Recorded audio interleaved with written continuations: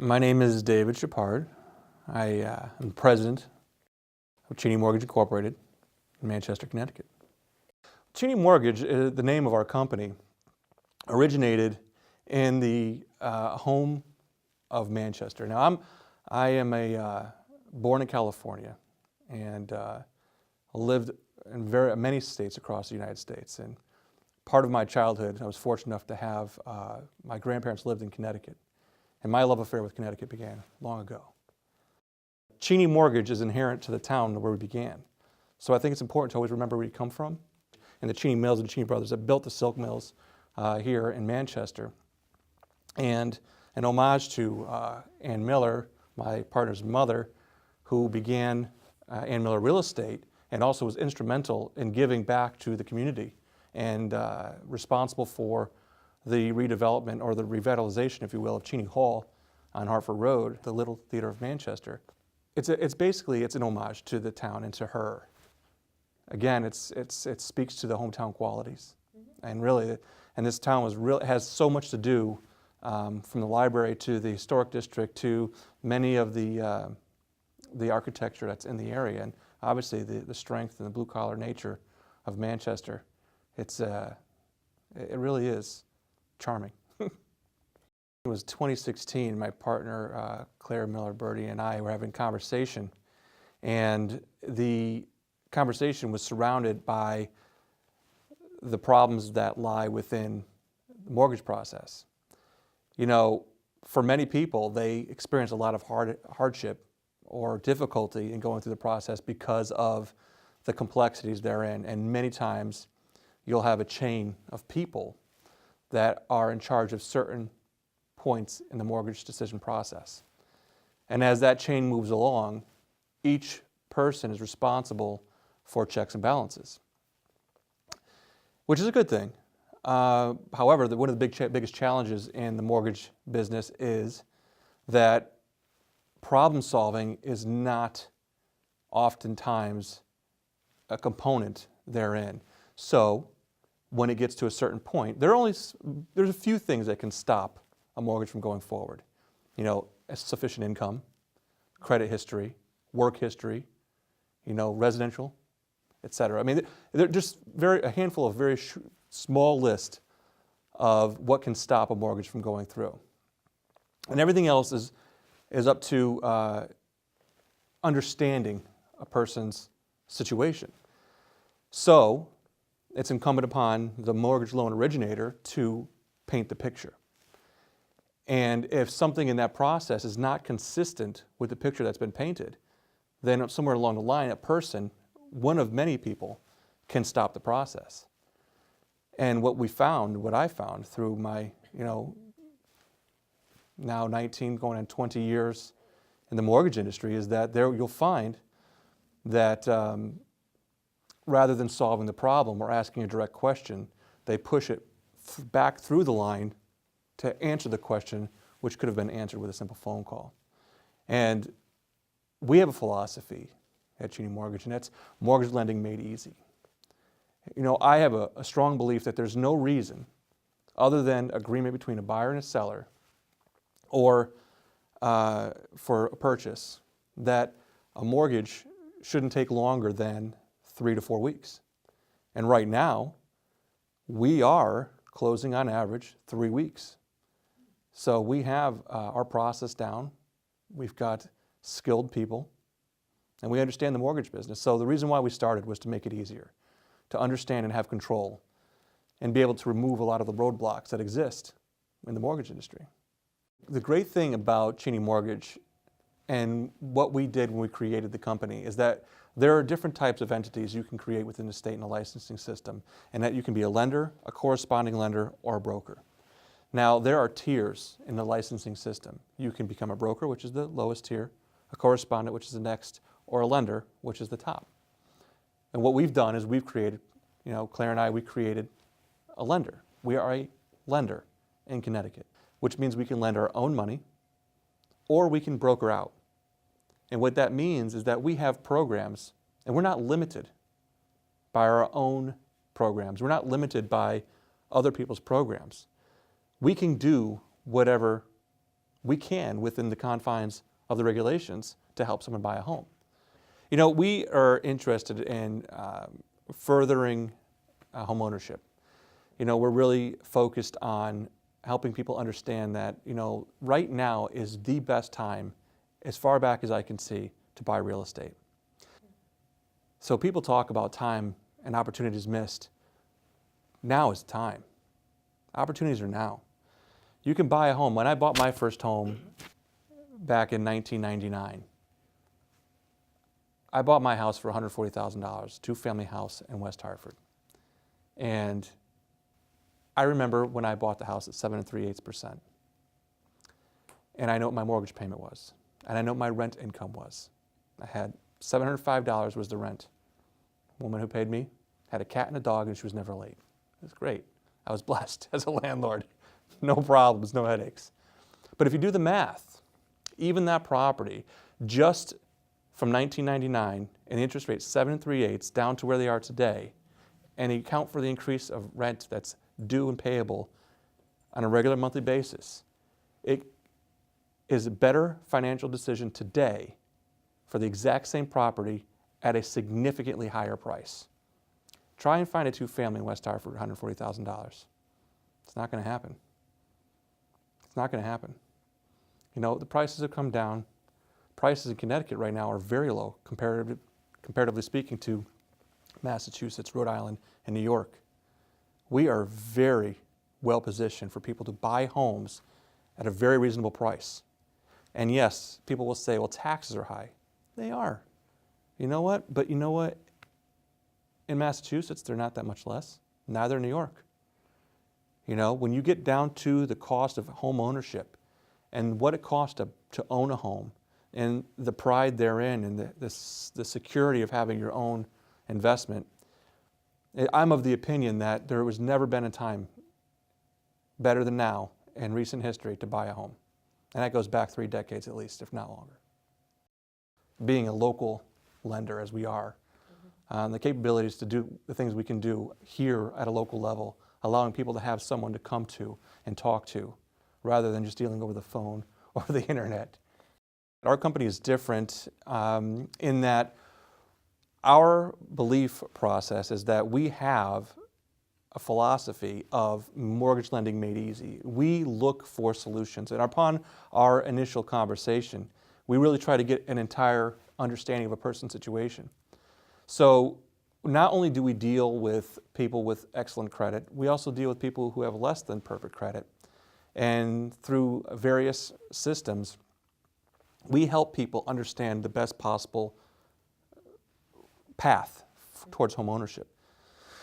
So we have a process to help them understand what credit is, what their debt ratios are, and just because you can apply and get approved for whatever X amount of mortgage doesn't necessarily mean it's right for you.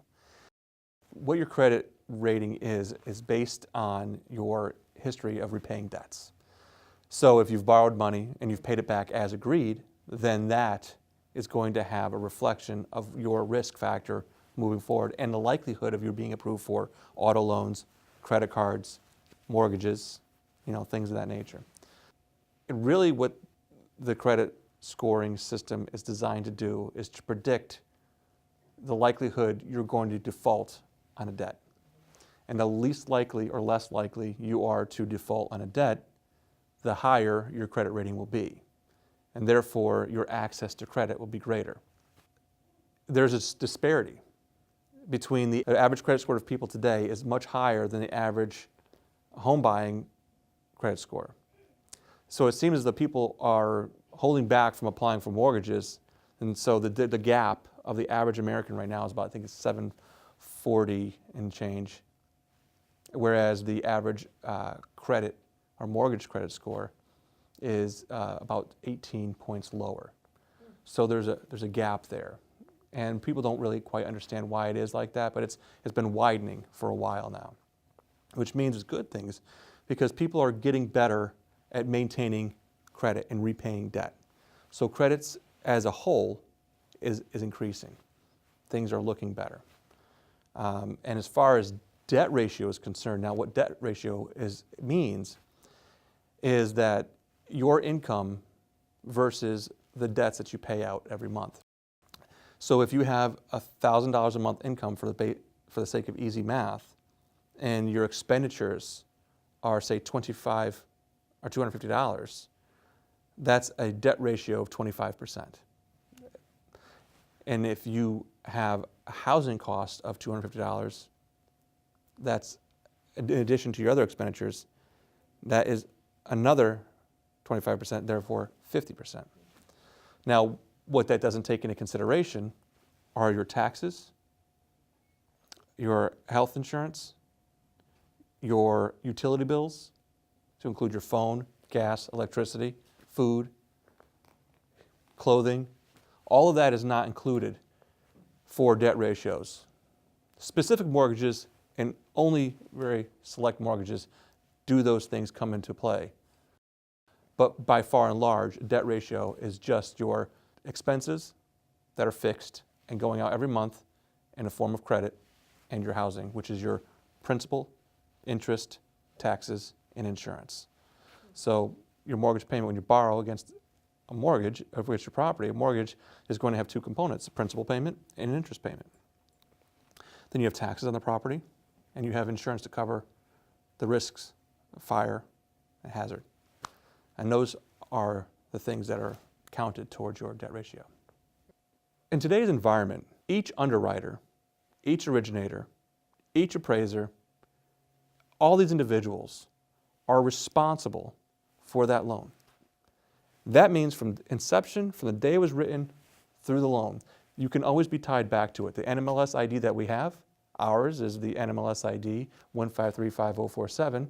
Our identification number is tied to each one of those loans originated. So each individual has a decision to make when they're underwriting a loan as an underwriter. Is this loan saleable? Meaning that, does it cover all the requirements by law, and does it cover the requirements by Fannie Mae and Freddie Mac? And that person, when they sign off on that loan, is putting their name on it. It says, I inspected all the documents that are tied to the qualifications of this person to borrow this money. And if at any point they feel uncomfortable or they just don't understand how A ties to B or D or F, I'm not doing it. Send it back, we're done with the loan. Whereas I, in my capacity, have the ability to review with and understand and talk directly with an underwriter and help them make the decision or understand the point of view that this is what we're doing and this is how we got there. It's a communication factor. Usually when it comes out from our loan originators, our mortgage loan officers, there has to be a clear, viable way of closing. If we take a loan, an application, and we submit it, we know that that loan is closable. They qualify. So when we submit that and we have a situation where we're stuck, as a lender, we have the capability to make decisions that maybe some others don't have. So flexibility is why people would choose us. Timeliness is why people would choose us. Locale, friendliness, experience.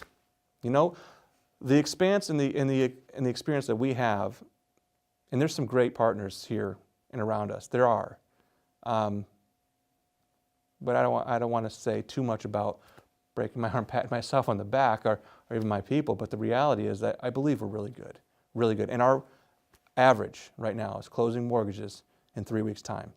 That's impressive. You know, Cheney Mortgage is looking to expand. We are, and we're looking primarily here in Connecticut. We have one office now. We want to go out towards the western part of the state, further out to the eastern, southern. Being here in the center, it's kind of easy. We're at most an hour from anywhere in the state. Again, as I said before, I really love this state. I think it's beautiful. People are wonderful. And I've been to Europe, I've been to Hawaii, and there really is no place I'd rather be.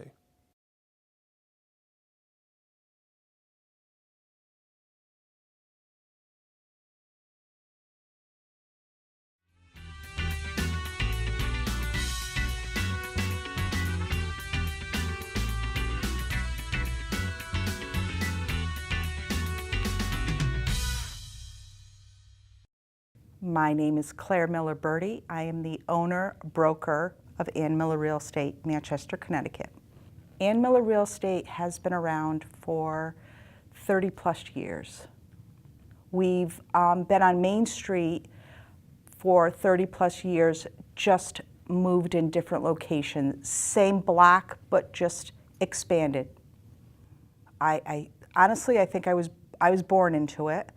I'm going to say 1985. I got my license, but I went to college for computer programming. And then my mother, who is Ann Miller, said, listen, I need you to come in and help me a little bit get the office started. I never left. I will tell you, I am not a competing broker. So when I get, if one of my old clients come in and want to list their house, I will give them to one of the agents in my office that I think they're compatible with, but I will oversee. I will be there, and I will oversee that transaction. I don't just let it go without me being involved in it. I'm always hands-on. So everybody in our office who sells real estate is licensed by the state. You are considered a salesperson, and you have to get continuing ed every 2 years, and you have to pay your licensing fees every year. To be a broker, you have to have more schooling. You have to have a number of transactions under your name. And when you're a broker, also lets you be able to open up your own company. You take on more responsibilities. But the education is what separates a salesperson from a broker. And the fact that the most that I can say from it is, and Ann had a big part of this, is you used to be able to get your broker's license 2 years after you got your salesperson's license. And a bunch of brokers got together and said, that's not right. Because how many deals have you seen? How can you train somebody? So Ann included said that you have to have a number of transactions. You have to be a salesperson for a certain number of years. Then you have to go back to schooling for 30 more hours. Then you have to take the state exam to be a broker, and then you can be a broker. So it's not so easy anymore, which is good. We're actually having new people will be coming on. They're taking their license, or their test, this month. It's really interesting because there has to be the dynamics. Not everybody can be a salesperson. And it's funny how many people take the sales exam and don't do anything with it. There's a lot of work that you have to do. People just don't knock on the door and say, sell me a house, or I want to list my house. You really have to hit the pavement. You always, because you're only as good as your last closing. So how do you list? So I will tell you, I call people that were my old clients. I go after an area that I like. It's just constantly communicating. It's, still being a chatty Cathy, I talk to everybody. I make sure everybody knows that it's what I do. That's what's really important. And if everybody knows that I'm in it to help them, that's what I want to do. I want to help them, and I want to sell your house, and we're going to do it together. It's just not me doing it. Listing your house, we do it together. We sign a listing agreement. We walk through the house together. I help you kind of stage your house, what you need to do. Nothing major, no big reconstruction, just maybe moving things, cleaning off counters, coming up what we have to do to price your house. And then we take pictures, we list it, and then we're in it together, like a marriage until it closes. So it's a partnership. So it's really important for you to like me. and for me to like you. So it used to be that you could only have 12 pitchers in MLS. And then I think it went to 24. And then I think it went to 36. And then it went to 42. And it's so crazy because I would go in and check my agent's photos and I would get nuts because somebody would take a picture of a toilet. And I couldn't understand that. Of course there's a toilet in the house, but don't take a picture of it. Or there's somebody who's taking a picture of the bathroom and I can see the agent taking a picture because they're in the mirror. Or there's, there's shoes on the floor and they're still taking a picture of, the living room. You only have one chance. And if somebody's whipping through those pictures and they're online, because the majority of people go online to look at houses before they go out to see them live, and that picture's not selling it, well, you've lost. And if you have two pictures, that makes the red flag go up. So why are there only two pictures? Is the house a mess? Is it a wreck? Is it a dump? Is it a foreclosure? That's another thing. So that's really important. So unless you're ready to have your house, have your pictures taken, don't have them done. I mean, everything should be spotless. And then don't breathe, don't move anything, don't do anything until the house is sold. Staging is really important. I mean, we have people in our office that stage, and it's just really important because if you think how you want a house to be, that's how most people want it to be. Nothing on the counters, bright, curtains open. I mean, it's amazing how many people want to keep their curtains closed. I don't know why. People want to see bright, people want to see airy, people want to see stuff off the counters. They don't want to see clutter. And take the pictures off on your refrigerator. Nobody wants to see it. And if you do leave it on there, I will guarantee you somebody's going to take the phone numbers off of those things and call. Like an oil, they're going to find out about if you maintain.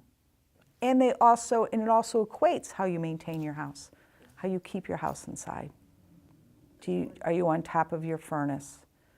Are you on top of your roof? Is that all? People think that, so that's really important. I think if you have the pictures and you have really good pictures, because you don't want to give everything, because I want them to call, I want them to come into the house. So let me give them the 45 pictures. They're really good pictures. They're really excited. And they're going to call because now they want to walk through the house. You give them the 3D. I've given them everything. Why do they even have to call me? And then they can say, oh, I don't like the house now. Well, they didn't even go in. So I think that's too much. I say right away, bare floors. Because carpet, people have so many allergies, people get very concerned about pets, and that's a problem for them. So if there's hardwood floors under carpets when I go for a listing, and they're not in great shape, the carpets, I tell them just rip them out. It's so much easier and it'll sell quicker because people, if you tell them there's hardwood on the floors, people can't visualize. They have to see. And I'm one of those people too, I can't visualize, I have to see it. So it's so much easier. And so you have to put that effort in to sell it. If, well, can you just tell them it's underneath there? Yeah, I can, but you got to put a little effort into it. And that's where my job comes in to tell you that no, you have to. It's that much better. It's going to sell that much quicker. And I guarantee you somebody's going to go in a closet or whatever and pull up the rug to make sure that there is hardwood floors there. They're demanding. They want instant gratification. They want all of your attention. Everybody wants the kitchen because that's where everybody socializes. Everybody wants the kitchen. And I think everybody now is like 3 bathrooms. Everybody wants more bathrooms to clean. It used to be a big thing with 3-car garages. That's not so much anymore, but that used to be a really big thing. But still, the kitchen is a huge deal right now. Color's not so much, it's still the same. They don't like bright colors. Know that there are people out there that like really bright colors. People don't like that. It's so much safer to be muted and to be beige and tans, and they're much calmer, and people can visualize better that way.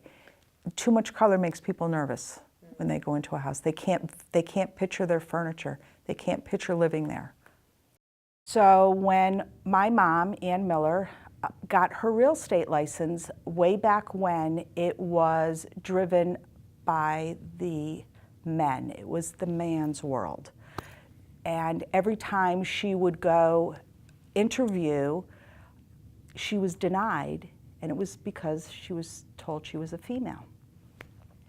She ended up getting a job with a builder, and she loved it, and she was doing great. And she said, why don't I go on my own? So that started Ann Miller Real Estate in one room on the second floor of where Mulberry is right now. And then we got bigger, and she moved downstairs where Mulberry is, and we had the whole back and the front, and we just kept getting bigger. Eventually, we ended up purchasing the building that we're in. So she was just somebody who was on a mission just to be the best. And she was the only independent woman-owned broker in the area. She wasn't owned by a franchise, it was her own name. And she loved what she did. It was a hobby, it was her profession. I remember as a young kid going on vacation, we would have to go to open houses in other states. And it wasn't boring to her. Or she'd have to go pick up, when it was very popular to have those home magazines, she'd have to go pick them up, and she'd be looking at them in the hotel rooms, because that's how much of a passion it was to her. And so that's why Ann Miller Real Estate is where it is on the map, and also the fact that she was so involved in the community. My dad was and is an agent at Ann Miller Real Estate. There are a couple men there, but we are mostly women. She was a very strong, powerful woman who just thought that we could do anything, and wanted to make sure that our voices were heard. And she tried very hard doing that, even on a national and a state level for real estate. A lot of the laws and a lot of the education that was done in real estate the last 10, 15 years was because of her. When you walk into our office, people care. So if for some reason you're looking for me and I'm not there, somebody's going to take care of you, somebody's going to care about you until I get there. So I think that's what's really important. I think it's all about helping people. It's all about, being nice to people and making sure that people are taken care of. And really caring. That's what it comes down to. And that's what my mother, based everything on, that you should listen to people and care about people. And that's what I want to continue to do.